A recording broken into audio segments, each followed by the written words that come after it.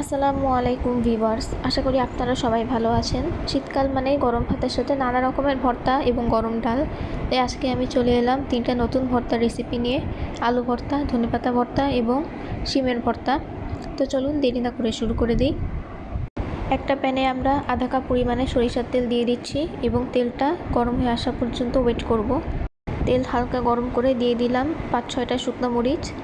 শুকনো মরিচটা এই সরষের তেলে খুব ভালো মতো আমরা ভেজে নিব। এখন দিব আস্ত রসুনের কোয়া প্রায় 17 থেকে 18টা। এখানে আমি 2টা মিডিয়াম সাইজের রসুনের আস্ত কোয়া ছাড়িয়ে নিয়ে ভেজে নিচ্ছি। খুব ভালো মতো ভেজে নিব, কারণ রসুন সিদ্ধ হতে সময় লাগে। খুব ভালো মতো নেড়ে আমরা ভাজতে থাকবো এবং চুলার আঁচটা মিডিয়াম লো ফ্লেমে রাখবো। দিয়ে দিব 1 কাপ পরিমাণে পেঁয়াজ কুচি। আমি পেঁয়াজটা একেবারে কুচি কুচি করিনি, একটু মোটা মোটা করে কেটে নিয়েছি। সেই পেঁয়াজ কুচিটা দিয়ে দিব।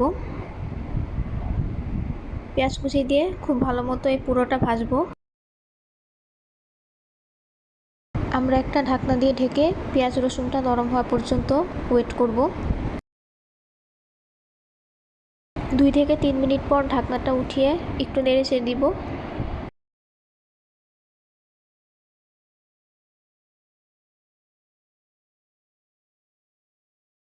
এখন আবার ঢেকে দিব এবং আরও কিছুক্ষণ ওয়েট করব। আরও 3-4 মিনিট পর আমরা ঢাকনা উঠিয়ে দেখব। আমরা রসুনটা নরম না হওয়া পর্যন্ত এভাবে ঢেকে রাখবো এবং একটু পরপর ঢাকনা উঠিয়ে একটু নেড়ে চেড়ে দিব, যাতে সব জায়গায় সমানভাবে ভাজি হয়। এখন আমরা অনবরত ততক্ষণ নাড়তে থাকবো যতক্ষণ না রসুন এবং পেঁয়াজগুলো ভালো মতো ভাজি হয়ে যায়। এখন একটা রসুন নিয়ে একটু ভেঙে টেস্ট করে দেখব এটা নরম হয়েছে কি না। এখনও হালকা শক্ত আছে, তো আরেকটুখানি নেড়ে চেড়ে আমি ভেজে নিচ্ছি। খুব বেশিক্ষণ নাড়া লাগবে না এখন, কারণ প্রায় হয়ে এসেছে। এবার দিয়ে দিচ্ছি ধনেপাতা কুচি, প্রায় 1 কাপ পরিমাণে কুচি করে নিয়েছি এবং এই ধনেপাতা কুচিটা দিয়ে পুরোটা আবার নেড়ে চেড়ে ভেজে নিব। ধনেপাতাটা যতক্ষণ না সিদ্ধ হয় ততক্ষণ আমরা ভালো মতো ভেজে নিব।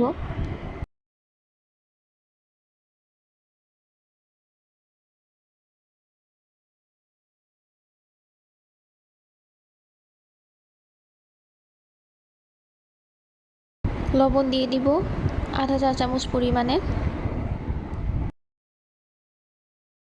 এটা হয়ে গিয়েছে, এখন নামিয়ে ঠান্ডা করতে দিব। এবার একটা ছোট্ট প্রেসার কুকার নিয়েছি, তাতে দিয়ে দিচ্ছি আমি 150 গ্রাম পরিমাণে সিমটা ভালো মতো ধুয়ে নিয়েছি, বিচি সহই দিয়ে দিব সিমের। নতুন আলু দিব খোসা সহ, শীতের নতুন আলু। নতুন আলু আমি 150 গ্রাম পরিমাণে দিয়ে দিচ্ছি। এখন 1 কাপ পরিমাণে পানি দিয়ে দিব এবং এই পানিতেই আমরা আলু আর শিমগুলো সিদ্ধ করে নিব। কুকারের ঢাকনাটা বন্ধ করে আমরা 4টা সিটি আসা পর্যন্ত ওয়েট করব। যেহেতু এগুলো সবজি, এর জন্য খুব বেশি সময় লাগবে না।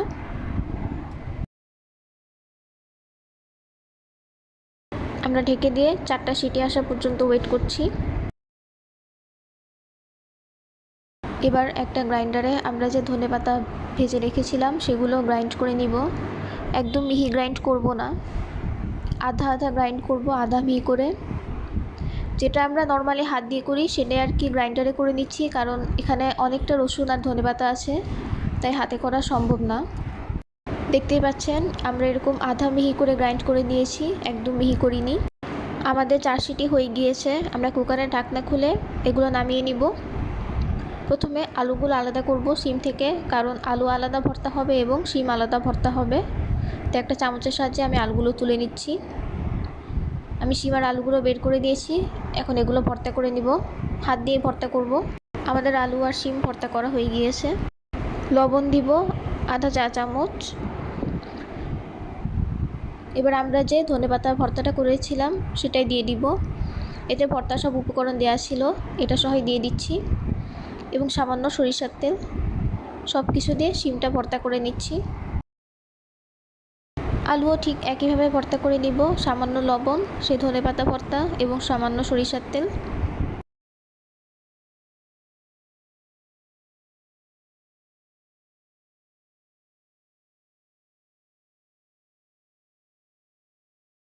আমাদের এক ভর্তা দিয়ে 3 রকমের ভর্তা রেডি হয়ে গিয়েছে। আপনারাও অবশ্যই বাসায় এভাবে বানাবেন এবং জানাবেন কেমন হয়েছে। ধন্যবাদ।